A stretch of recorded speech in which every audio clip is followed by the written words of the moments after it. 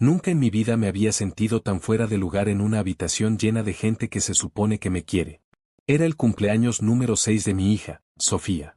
Habíamos organizado una pequeña fiesta en casa, globos, pastel, los típicos juegos infantiles y, por supuesto, toda mi familia metida en la sala como si estuviéramos grabando un comercial de vida perfecta. Mi esposa, Laura, se veía radiante. No como madre agotada, sino como alguien que acaba de quitarse un peso de encima. En ese momento no lo noté, pero ahora no puedo dejar de recordarlo. La fiesta fue normal. Sofía abrió sus regalos, se embarró de chocolate y terminó dormida en mis brazos, como solía hacerlo desde bebé. Yo estaba cansado, pero contento. Pensaba, esto es la felicidad, ¿no? Tener una familia, una hija sana, una esposa que te ama, qué tonto. Todo comenzó con una broma. Una de esas que parecen inocentes hasta que se te mete bajo la piel como una espina. Mi hermano, Raúl, estaba con una copa de vino en la mano y soltó, medio en chiste. Oye, ¿te has hecho alguna vez una prueba de ADN? Porque Sophie se parece más a mí que a ti. Todos rieron. Incluso Laura. Y yo, como buen payaso que fui, me reí también.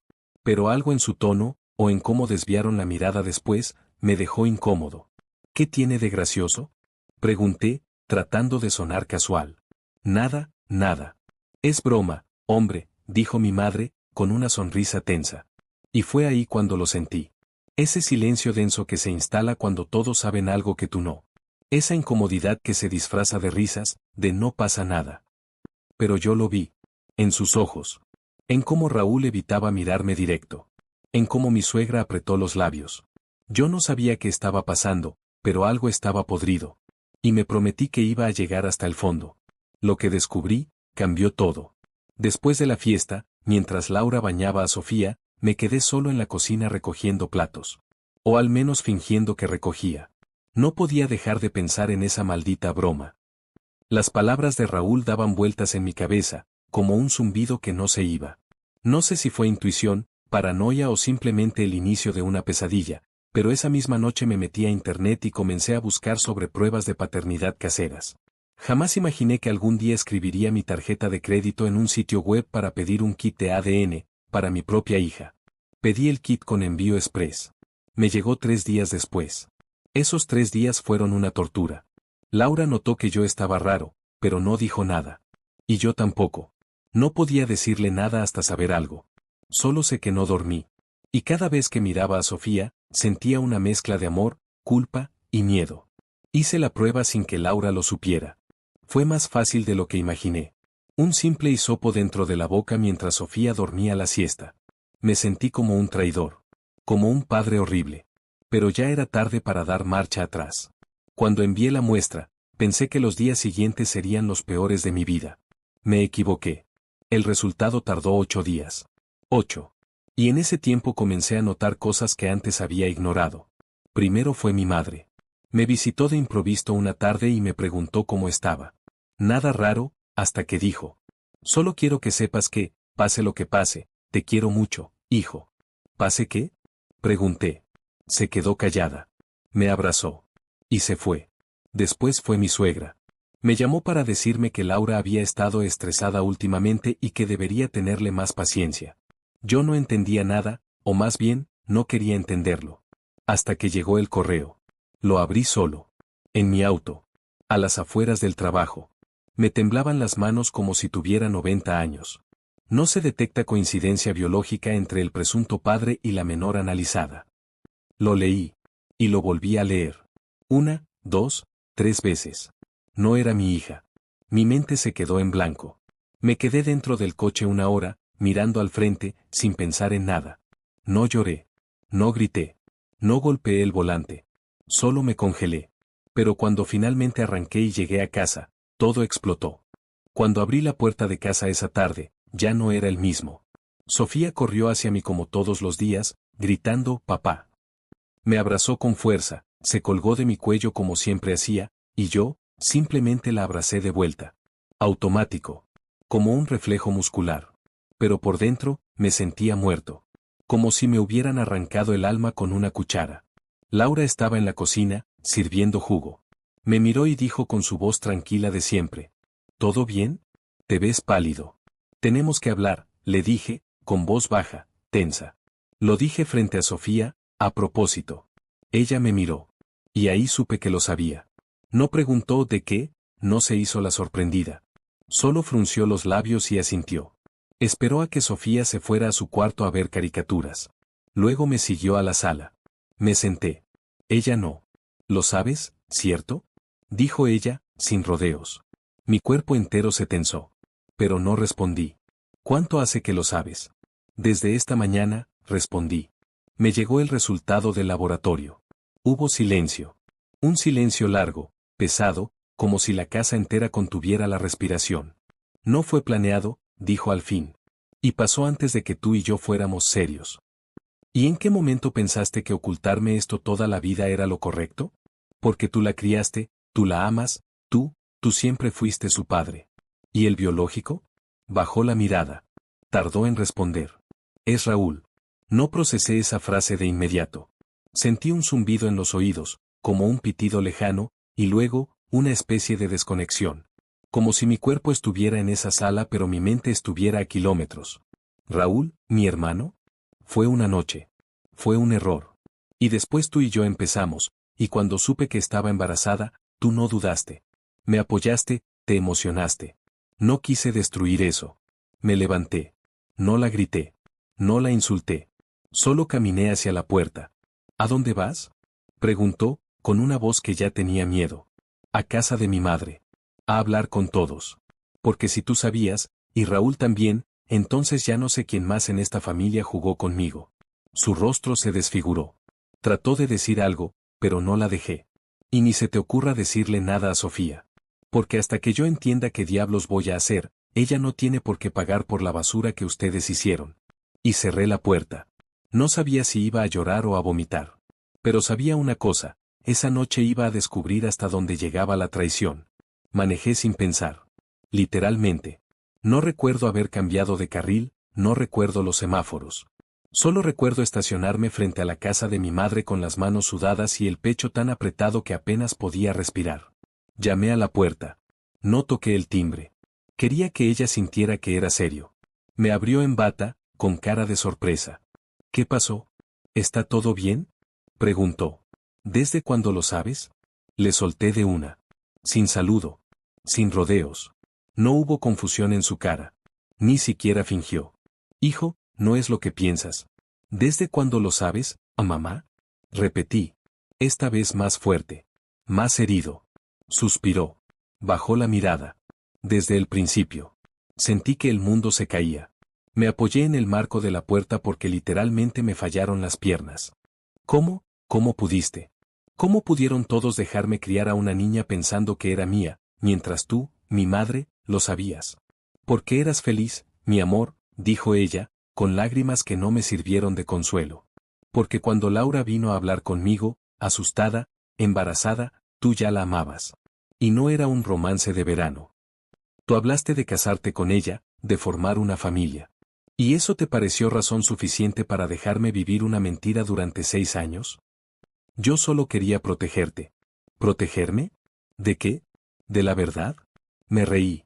Esa risa vacía que uno suelta cuando ya no sabe si grita o se desmaya. ¿Raúl también lo sabe? Sí. Lo supo desde que ella se lo confirmó, unas semanas antes de la boda.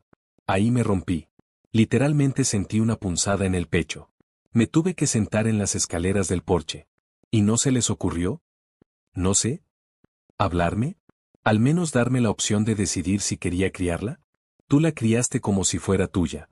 Porque lo es, insistió ella, como si eso lo arreglara todo. No. No lo es. No biológicamente. Y tú, Raúl, Laura, me quitaron mi derecho a elegir. Se quedó en silencio. Lloraba. Pero yo ya no tenía espacio para su dolor. Tenía demasiado con el mío. ¿Sabes lo peor de todo? Le dije al final, de pie, mirando al cielo. Que ahora tengo que ver a mi hija, mirarla a los ojos, y fingir que nada cambió, porque para ella, nada cambió. Pero yo, ya no sé quién soy. Me subí al coche. Y en ese momento supe que la próxima conversación iba a ser con Raúl. Y esa, no iba a terminar con palabras. Llamé a Raúl esa misma noche. No respondía. Le mandé un mensaje con 3 palabras, voy para allá. No preguntó por qué. Supongo que él también había estado esperando este momento. Porque en el fondo, siempre supo que algún día se me iban a caer las vendas de los ojos. Llegué a su departamento a las 10:34 de la noche. Llevaba los nudillos tensos. No sabía si quería hablar, gritar o partirle la cara. Todo eso al mismo tiempo. Me abrió la puerta sin decir nada. Solo se hizo a un lado para dejarme pasar. Ni siquiera me miró a los ojos. El departamento estaba en silencio. Ni música, ni televisión. Solo una lámpara de pie encendida, y ese silencio incómodo que solo los cobardes saben mantener. ¿Vas a decir algo? Le solté. Suspiró. Cerró la puerta y apoyó la espalda contra ella, como si estuviera preparándose para un disparo. Lo siento, hermano. No me llames así, respondí de inmediato. Silencio. De nuevo. ¿Fue antes de que estuviéramos juntos? ¿O me la quitaste después? Fue antes. Mucho antes. Fue una vez. Una sola. Estábamos borrachos. Fue estúpido. ¿Y cuando supiste que ella estaba embarazada? Tu cara de felicidad lo dijo todo. No quise arruinar eso. Pensé que si ella no decía nada, yo tampoco debía hacerlo. Claro. ¿Por qué importa si yo vivía una mentira mientras tú callabas como un cobarde? Tú la amas, hombre. No puedes negar eso. La cuidas como si fuera tuya porque lo es. Tú eres su papá. No. Grité. Por primera vez en toda esta pesadilla, grité con todo el pecho. Tú tuviste una hija. Con la mujer que yo amaba. Y te quedaste ahí, viéndome criarla, viéndome cambiar pañales, pagar doctor, consolarla cuando lloraba. Y tú, callado como un miserable. Raúl no dijo nada. Su cara no tenía expresión. Solo culpa. Vacía. Como quien sabe que el daño ya está hecho y no hay nada que lo salve. ¿Y qué pensabas hacer si algún día ella quería saber de su padre biológico? ¿Me ibas a dejar ver cómo mi hija me reemplazaba por ti? No iba a decir nada. Nunca. Ni a ella. Ni a nadie. Pensaba llevarme esto a la tumba. Lo miré. Y en ese momento supe que eso no iba a pasar. Pues prepárate, porque ya no depende de ti. Di media vuelta. ¿Vas a contarle a Sofía? Me detuve en seco. No. No todavía. Pero tampoco voy a seguir cubriéndoles la espalda a ustedes dos. Entonces, ¿qué vas a hacer? Lo miré desde la puerta. Voy a hablar con un abogado. Y salí. En ese momento no sabía qué tipo de abogado necesitaba. ¿Familiar? ¿Penal? ¿Uno que me ayude a rehacer mi vida desde los pedazos? Lo único que sabía era que esto no se había acabado. Ni de cerca. Pasé esa noche en el sofá de un amigo. No quería volver a casa. No podía mirar a Laura. No podía mirar a Sofía. Y antes de que empiecen a juzgarme, créanme, no fue por ella. Fue por mí. Porque si la miraba, si me decía buenos días, papá con esa voz dulce que me derretía el alma, me iba a quebrar. No estaba listo para fingir que no sabía nada. A la mañana siguiente pedí licencia en el trabajo. Fui a hablar con un abogado de familia. No porque quisiera pelear por la custodia, sino porque no sabía que podía pelear. ¿Tenía derecho a algo? ¿A nada? Legalmente, ¿quién era yo? El abogado fue claro. Si la niña fue reconocida legalmente como su hija y usted figura como padre en el acta de nacimiento, entonces, a los ojos de la ley, usted es el padre. No importa el ADN, importa el vínculo y la voluntad. Pero si decide impugnar la paternidad, podría perder todo derecho. Aunque la haya criado yo solo 6 años. Sí. Así de cruel es el sistema. Salí de esa oficina con la cabeza más revuelta que cuando entré. ¿Impugnarla? ¿Negarla legalmente? ¿Dejar que su verdadero padre, mi hermano, se adueñara de lo que yo construí? No. No iba a hacer eso. Pero tampoco podía volver a la mentira como si nada hubiera pasado. Esa noche, Laura me llamó. Sofía pregunta por ti. No entiende por qué no estás. Dile que estoy de viaje por trabajo. ¿Hasta cuándo vas a castigarme así? Hasta que entienda cómo voy a vivir con esto, le respondí. ¿Y ella? ¿También vas a castigarla? Ese golpe me dolió. Porque tenía razón. Yo estaba castigando a una niña que no tenía la culpa de nada. Pero al mismo tiempo, yo también era una víctima. Yo también tenía derecho a dolerme. Volví a casa 2 días después. Laura me esperaba en el sofá. No lloraba. No suplicaba. Estaba serena. Vacía. ¿Y ahora qué? Me preguntó. Me senté frente a ella. Y por primera vez, hablamos como 2 personas que se deben la verdad. Le dije que no iba a impugnar nada. Que Sofía era mi hija, aunque el ADN dijera lo contrario. Que no quería perderla. Pero también le dejé claro que ya no éramos pareja. Que no podía seguir compartiendo cama con alguien que me traicionó de esa forma. ¿Qué quieres decir? Preguntó, aunque sabía perfectamente. Que vamos a separarnos. Civilizadamente.